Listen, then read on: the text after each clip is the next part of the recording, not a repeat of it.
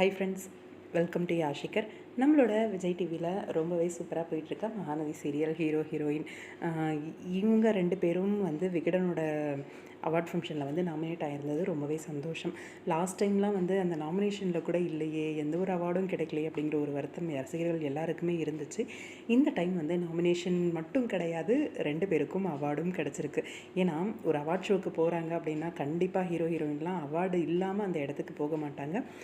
Favourite actor, favourite heroine, அப்புறம் அதே மாதிரி ஃபேவரெட் பேர் அப்படின்னு சொல்லி நிறைய கேட்டகரியில் வந்து நாமினேட் ஆகியிருக்காங்க. மகாநதி சீரியல் டீம் ரொம்ப சந்தோஷமாக இருந்துச்சு பார்த்தபோதே.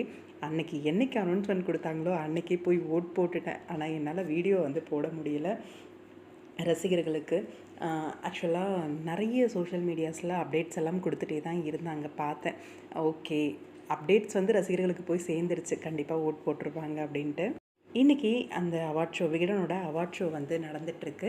அந்த அவார்ட் ஷோவுக்கு நம்மளோட சுவாமி அண்ட் லக்ஷ்மி பிரியா பியூட்டிஃபுல்லான சூப்பரான ஒரு சாரீ லுக்கில் நம்ம லக்ஷ்மி பிரியா வந்திருக்காங்க. அதே மாதிரி நம்ம சுவாமியும் அவ்வளோ ஒரு எப்படி சொல்கிறது, ஒரு மெரூன் கலரில் ஒரு ஷர்ட்டில் அட்டகாசமாக அவருமே வந்திருக்காரு. 2 பேரோட லுக்குமே செம்மையாக இருக்குது. இண்டிவிஜுவலான இன்டர்வியூஸும் இருக்கும் அப்படின்னு நினைக்கிறேன், அவார்ட் ஷோ மட்டும் இல்லாமல். ஏன்னா அவங்க பேக்ரவுண்ட் உட்காந்துருக்க அந்த பொசிஷன்லாம் பார்க்கும்போது இன்டர்வியூவும் இருக்கும் அப்படின்னு தான் தோணுது. பார்க்கலாம், வெயிட் பண்ணி என்ன நடக்குது அப்படின்னு சொல்லிட்டு. உங்களோட கருத்துக்கள் என்ன அப்படின்னு கமெண்ட் பாக்ஸில் சொல்லுங்கள். என்ன அவார்ட் வின் பண்ணிருப்பாங்க அப்படின்றத பற்றியும் தெரியல, வெயிட் பண்ணி தான் பார்க்கணும்.